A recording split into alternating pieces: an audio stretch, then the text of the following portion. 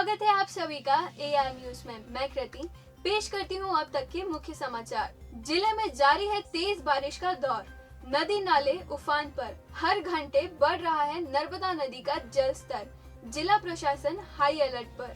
हंडिया नर्मदा पुल पर हुए गड्ढे की हुई मरम्मत पूरी, यातायात सुचारू। जीवन में शिक्षा का अधिकार सर्वोपरि, शिक्षा प्रत्येक बच्चे का अधिकार। राष्ट्रीय बाल अधिकार संरक्षण आयोग की कार्यशाला में बोले मुख्यमंत्री डॉक्टर मोहन यादव। मुख्यमंत्री डॉक्टर मोहन यादव ने की उद्यानिकी एवं खाद्य प्रसंस्करण विभाग की समीक्षा। बोले उद्यानिकी एवम खाद्य प्रसंस्करण से किसान और उद्योगपति दोनों होंगे लाभान्वित।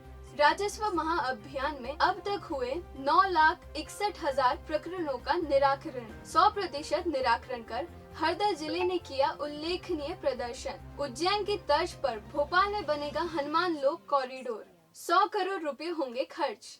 मोहन यादव सरकार ने की बड़ी प्रशासनिक सर्जरी, 10 सीनियर आईएएस अधिकारियों को सौंपे नए विभाग। हरदा में आयोजित हुई आगामी नेशनल लोक अदालत के संबंध में बैठक। जिला पंचायत सीईओ ने किया आंगनवाड़ी केंद्र का औचक निरीक्षण।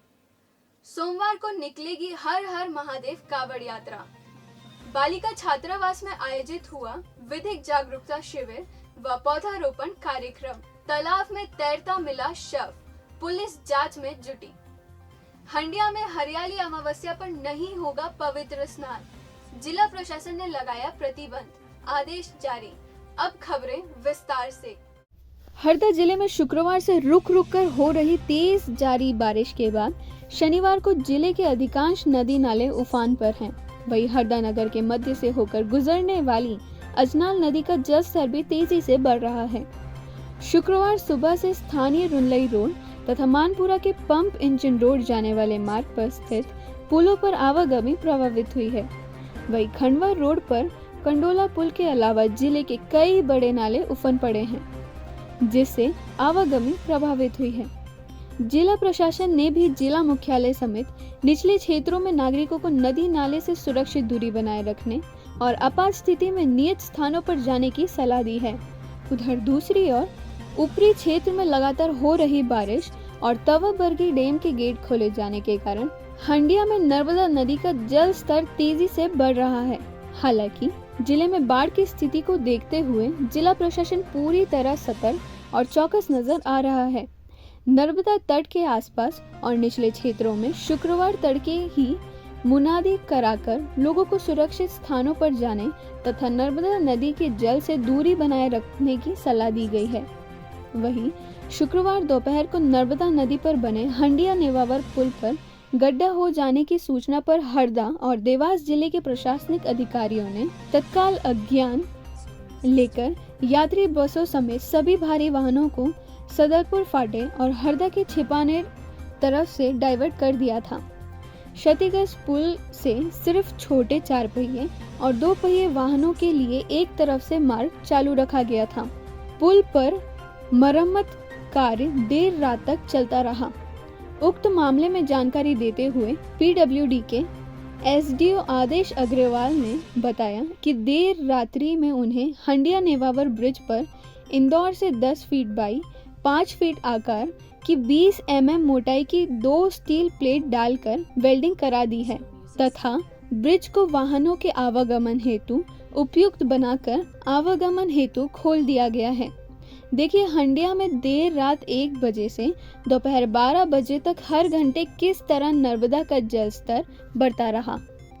शनिवार को राजधानी भोपाल में राष्ट्रीय बाल अधिकार संरक्षण आयोग द्वारा आयोजित कार्यशाला में हिस्सा लेते हुए डॉक्टर मोहन यादव ने कहा कि आयोग द्वारा महत्वपूर्ण विषय पर कार्यशाला आयोजित की गई है।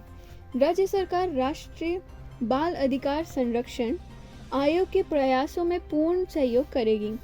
यह प्रयास होगा कि कोई बच्चा स्कूल जाना बंद न करे, किन्हीं परिस्थितियों में ड्रॉप आउट के लिए विवश का शिकार न बने।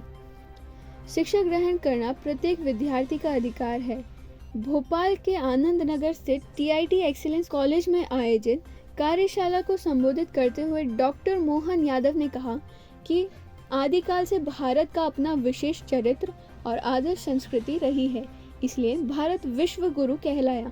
जियो और जीने दो के सिद्धांत के साथ सभी के कल्याण की कामना हम करते हैं। हमारी व्यवस्था में गुरु की भूमिका अंधकार से प्रकाश की ओर ले जाने वाली रही है। अध्यक्ष राष्ट्रीय बाल अधिकार संरक्षण आयोग प्रियंका कानूनगो ने अपने संबोधन में कहा कि शिक्षा पूरी पीढ़ी को बदलने का कार्य करती है। विपरीत परिस्थितियों में रहने वाले बच्चों को मुख्य धारा में लाना महत्वपूर्ण है। प्रदेश के श्रम मंत्री प्रहलाद पटेल ने कहा कि प्रदेश में मजदूरों के हितों का प्राथमिकता के साथ ध्यान रखा जा रहा है। प्रदेश में संचालित आवासीय विद्यालय में पढ़ने वाले वंचित वर्गों के बच्चों को पढ़ाई के लिए सभी संसाधन उपलब्ध कराए जा रहे हैं। उन्होंने कहा कि हमारी कोशिश होगी कि वंचित वर्ग और श्रमिकों के बच्चों जो बीच में शाला जाना बंद कर देते हैं उनको पुनः शाला पहुंचाएं। कार्यशाला में 6 राज्यों मध्य प्रदेश, छत्तीसगढ़, दादर नागर हवेली, दमन दीव, गुजरात, महाराष्ट्र और गोवा के प्रतिभागी शामिल हुए हैं। शब्द में सारी बात आ जाती, जियो जीने दो। अब ये इतना सरल शब्द है जिसका अर्थ हम अपने आप में समझ सकते हैं। सर्वे भवन्तु सुखिनः, सर्वे सन्तु निरामया। हम तो सबके सुख की कामना करते हैं, सभी के बारे में जो अच्छा हो सकता है। अब जब समग्र की बात करते हैं तो हम सब जानते हैं कि उसमें बाल तो परमात्मा का आशीर्वाद। मुख्यमंत्री डॉक्टर मोहन यादव ने शनिवार को उद्यानिकी और खाद्य प्रसंस्करण विभाग के कार्यों की समीक्षा बैठक में कहा कि उद्यानिकी और खाद्य प्रसंस्करण गतिविधियों से किसान और उद्योगपति दोनों लाभान्वित होंगे। इसके माध्यम से प्रदेश के सभी जिलों में उद्यमिता और औद्योगिक गतिविधियों को प्रोत्साहित किया जा सकता है। अतः औद्यानिक तथा खाद्य प्रसंस्करण और सूक्ष्म लघु एवं मध्य उद्यम विभाग के परस्पर समन्वय से रोजगार के अवसरों व आर्थिक गतिविधियों को बढ़ाने में मदद मिलेगी। इस दिशा में सार्थक प्रयास किए गए हैं। किसानों के साथ उनके परिवारों को जोड़ने के लिए स्व सहायता समूह का भी गठन किया जाएगा। प्रदेश में संभाग स्तर पर हाईटेक नर्सरियां स्थापित कर आवश्यक प्रशिक्षण उपलब्ध कराने की व्यवस्था की जाए। उद्यानिकी और खाद्य प्रसंस्करण विभाग का बजट बढ़ाकर बाजार की मांग के अनुसार गतिविधियां संचालित की जाएं। इस दिशा में हॉर्टिकल्चर प्रमोशन एजेंसी स्थापित कर समय सीमा पर रोडमैप निर्धारित करते हुए कार्य किया जाए। समीक्षा बैठक में मंत्री नारायण सिंह कुशवाहा, प्रमुख सचिव वीरा राणा, अपर मुख्य सचिव राजेश राजौरिया, प्रमुख सचिव वित्त मनीष सिंह, प्रमुख सचिव सुखवीर सिंह तथा अन्य अधिकारी मौजूद रहे। लंबित राजस्व प्रकरणों के निराकरण के लिए प्रदेश में चल रहे राजस्व महाअभियान 2.0 में अब तक 9,61,245 प्रकरणों का निराकरण किया जा चुका है। इसमें 85,147 नामांतरण, 10,752 बंटवारा, 4,970 अभिलेख दुरुस्ती और 8,60,376 नक्शा तरमीम के प्रकरण शामिल हैं। महाअभियान की राज्य, संभाग, जिला और तहसील स्तर पर रोजाना समीक्षा की जा रही है। जिला और तहसील स्तर पर रोजाना समीक्षा की जा रही है। समीक्षा के दौरान राजस्व अधिकारियों की सक्रिय पर भी नजर रखी जा रही है। महाअभियान में उदासीन लापरवाही बरतने वाले राजस्व अधिकारियों को दंडित किया जाएगा। अच्छा काम करने वाले अधिकारियों को पुरस्कृत भी किया जाएगा। राजस्व महाअभियान 2.0 में 18 जुलाई से 1 अगस्त तक सिंगरौली और रायसेन जिलों में कुल लंबित नामांतरण प्रकरणों में से 99% से अधिक का और बैतूल, बड़वानी, दतिया, नर्मदापुरम, मंडला, हरदा, सीहोर, सिवनी, जबलपुर, कटनी, देवास, नीमच, बालाघाट, मुरैना, डिंडौरी एवं इंदौर जिले के कुल लंबित नामांतरण प्रकरणों में से 90% से अधिक प्रकरणों का निराकरण किया गया है। बंटवारा प्रकरणों में हरदा, अलीराजपुर, दतिया और रायसेन जिलों के कुल लंबित प्रकरणों में से 100% प्रकरणों का निराकरण किया गया है। अभिलेख दुरुस्ती के मामले में हरदा, शाजापुर, श्योपुर, में कुल लंबित प्रकरणों में से 100% का निराकरण किया गया है। राजस्व न्यायालयों में समय सीमा पर लंबित नामांतरण, बंटवारा, अभिलेख दुरुस्ती के लंबित 100% प्रकरणों का निराकरण, इसके साथ ही नक्शे पर तरमीम उठाना, खर्चे की समग्र आधार से लिंकिंग, समग्र का आधार से eKYC, नवीन व ऑफलाइन नंबर से उतरे राजस्व प्रकरणों को RCMM पर दर्ज कराना, स्वामित्व योजना के तहत आबादी भूमि के सर्वेक्षण के कार्य को पूरा करना, फॉर्म रजिस्ट्री का क्रियान्वयन, PM किसान सैचुरेशन आदेशों का राजस्व अभिलेखन में अमल और डिजिटल क्रॉप सर्वेक्षण शामिल है। हरदा जिले के हंडिया में नर्मदा नदी के जलस्तर में लगातार हो रही वृद्धि और तेज जल प्रवाह के चलते जिला प्रशासन ने हंडिया के घाटों पर स्नान प्रतिबंधित करने हेतु आदेश जारी कर दिए हैं। उल्लेखनीय है कि रविवार 4 अगस्त को हरियाली अमावस्या पर्व के दौरान बड़ी संख्या में श्रद्धालुओं के हंडिया में नर्मदा नदी के तटों पर स्नान एवं पूजा अर्चना करने हेतु आने की संभावना है। विगत दिनों में जारी भारी बारिश के कारण तवा, बरगी एवं अन्य बांधों से लगातार पानी छोड़ा जा रहा है, जिससे कि नर्मदा नदी का जल स्तर लगातार बढ़ रहा है। इसे ध्यान में रखते हुए हरदा SDM ने भारतीय नागरिक सुरक्षा संहिता की धारा 163 की शक्तियों का उपयोग करते हुए तत्काल प्रभाव से 4 अगस्त को हरियाली अमावस्या पर्व के दौरान श्रद्धालुओं की सुरक्षा हेतु हंडिया के नर्मदा मंदिर घाट, पैड़ी घाट एवं तंकी घाट को स्नान हेतु प्रतिबंधित करने के आदेश जारी किए हैं। उज्जैन के महाकाल लोक की तर्ज पर भोपाल में भी हनुमान लोक कॉरिडोर का निर्माण कराया जाएगा। इसमें करीब 100 करोड़ रुपए खर्च होंगे।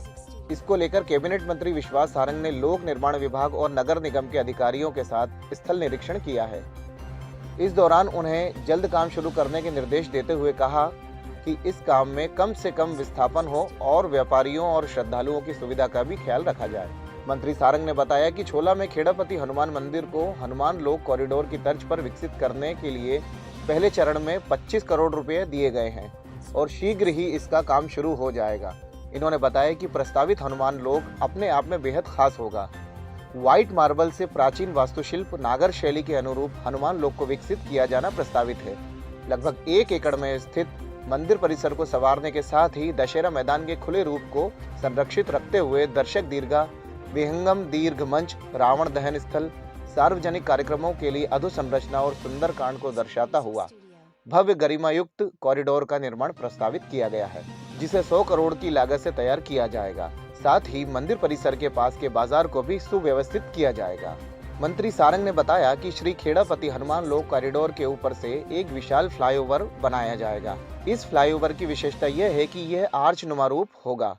4.80 किलोमीटर लंबा फ्लाईओवर का निर्माण यूनियन कार्बाइड के पास स्थित काली परेड से अयोध्या बाईपास तक किया जाएगा। इस फ्लाईओवर का निर्माण 3664.27 लाख की लागत से किया जाएगा।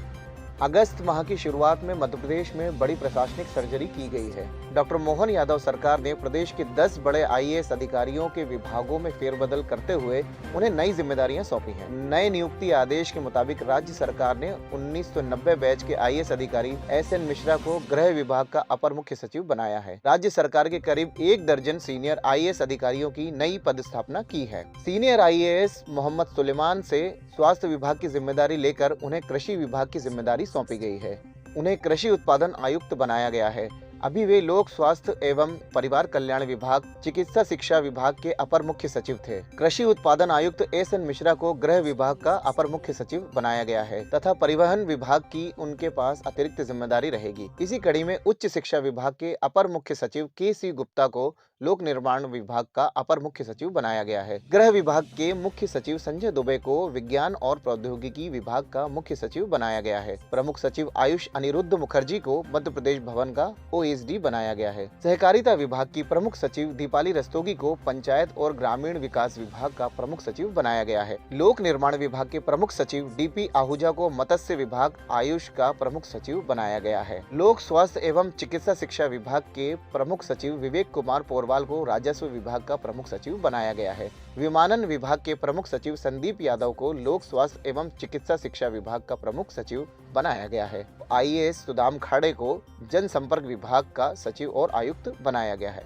मध्य प्रदेश राज्य विधिक सेवा प्राधिकरण जबलपुर के निर्देशानुसार आगामी 14 सितंबर को आयोजित होने वाली नेशनल लोक अदालत में सभी प्रकार के राजीनामा योग्य प्रकरणों का अधिक से अधिक संख्या में निराकरण कराने के लिए प्रधान जिला न्यायाधीश तृप्ति शर्मा की अध्यक्षता में जिला अधिवक्ता संघ के साथ एक बैठक का आयोजन बीते दिन किया गया। बैठक में प्रधान जिला न्यायाधीश शर्मा ने बताया कि आगामी 14 सितंबर को जिला मुख्यालय हरदा और सभी तहसील न्यायालयों में आयोजित होने वाली लोक अदालत में न्यायालयों में लंबित सभी राजीनामा योग्य सिविल और आपराधिक प्रकरणों एवं प्री लिटिगेशन प्रकरणों का निराकरण किया जाएगा। लोक अदालत में अधिक से अधिक प्रकरणों का राजीनामा के आधार पर निराकरण करने में सहयोग प्रदान करने की अपील की गई है। बैठक के दौरान जिला विधिक सहायता अधिकारी अपर्णा लोधी ने नगर पालिका के संपत्ति कर, जल कर आदि प्रकरणों में शासन द्वारा प्रदान की जा रही छूट की जानकारी उपस्थित अधिवक्ता गणों को दी। जिला पंचायत के मुख्य कार्यपालन अधिकारी रोहित सिसोनिया ने हरदा शहर के जल भराव की संभावना वाले आंगनबाड़ी केंद्रों का निरीक्षण कर वहां की व्यवस्थाएं देखी। उन्होंने इस दौरान स्व सहायता समूहों द्वारा बच्चों को दिए जाने वाले पोषण आहार की गुणवत्ता का परीक्षण भी किया। इस दौरान उन्होंने किचन शेड का भी निरीक्षण किया। श्रावण मास के तीसरे सोमवार को हरदा विधायक डॉक्टर रामकिशोर दोगने मित्र मंडल के बैनर तले हर हर महादेव कावड़ यात्रा निकाली जाएगी। क्षेत्र की सुख समृद्धि हेतु 5 अगस्त 2024 सोमवार को भगवान भोलेनाथ की विशाल कावड़ यात्रा में हरदा विधायक डॉक्टर रामकिशोर दोगने मुख्य रूप से शामिल होंगे। कावड़ यात्रा प्रातः 8 बजे मां नर्मदा तट हंडिया रिद्धेश्वर मंदिर से प्रारंभ होकर देर शाम गुप्तेश्वर मंदिर हरदा पहुंचेगी, जहां यात्रा का समापन एवं भगवान भोलेनाथ का मां नर्मदा के पावन जल से जलाभिषेक किया जाएगा।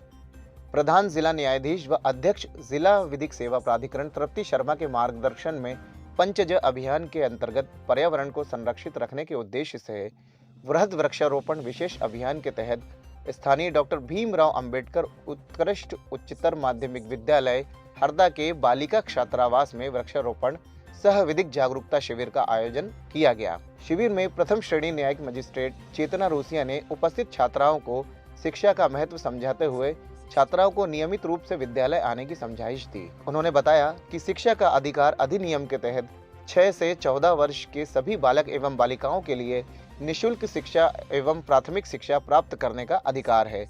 इसलिए प्रत्येक बच्चा चाहे वह गरीब वर्ग का ही क्यों ना हो, प्राथमिक शिक्षा प्राप्त करने का अधिकार रखता है। जिला विधिक सहायता अधिकारी अपर्णा लोधी ने लैंगिक अपराधों से बालकों का संरक्षण अधिनियम के बारे में जानकारी दी। खिरकिया तहसील के ग्राम जूना पानी में गांव के बाहर बने तालाब के पानी में डूबने से एक व्यक्ति की मौत हो गई है। ग्रामीणों ने बताया कि शुक्रवार को तालाब के पास से निकलने के दौरान एक युवक का शव ऊपर तैरता हुआ नजर आ रहा था, जिसकी सूचना छिपावड़ थाने में दी गई। इसके बाद पुलिस टीम ने मौके पर जाकर शव को पानी से निकालकर पोस्टमार्टम के लिए भेजा है। ASI कौशल दीक्षित ने बताया कि मृतक की पहचान जमुना दास पिता दादू जाति कोरकू उम्र करीब 30 वर्ष निवासी जूना पानी के रूप में हुई है। पुलिस जांच में मृतक का लोअर, गमछा, टी-शर्ट वही तालाब के समीप बनी पाल पर रखे मिले हैं। वहीं मृतक के शरीर पर किसी प्रकार की कोई चोट के निशान भी नहीं पाए गए हैं। संभावना जताई जा रही है कि संभवतः मृतक नहाने गया होगा। इस दौरान गहरे पानी में चले जाने पर डूबने से उसकी मृत्यु हो गई। खिरकिया तहसील के ग्राम जूना पानी में गांव के बाहर बने तालाब के पानी में डूबने से एक व्यक्ति की मौत हो गई है। ग्रामीणों ने बताया कि शुक्रवार को तालाब के पास से निकलने के दौरान एक युवक का शव ऊपर तैरता हुआ नजर आ रहा था, जिसकी सूचना छिपावड़ थाने में दी गई। इसके बाद पुलिस टीम ने मौके पर जाकर शव को पानी से निकालकर पोस्टमार्टम के लिए भेजा है। ASI कौशल दीक्षित ने बताया कि मृतक की पहचान जमुना दास पिता दादू जाति कोरकू उम्र करीब 30 वर्ष निवासी जूना पानी के रूप में हुई है। पुलिस जांच में मृतक का लोअर, गमछा, टी-शर्ट वही तालाब के समीप बनी पाल पर रखे मिले हैं। वहीं मृतक के शरीर पर किसी प्रकार की कोई चोट के निशान भी नहीं पाए गए हैं। संभावना जताई जा रही है कि संभवतः मृतक नहाने गया होगा। इस दौरान गहरे पानी में चले जाने पर डूबने से उसकी मृत्यु हो गई।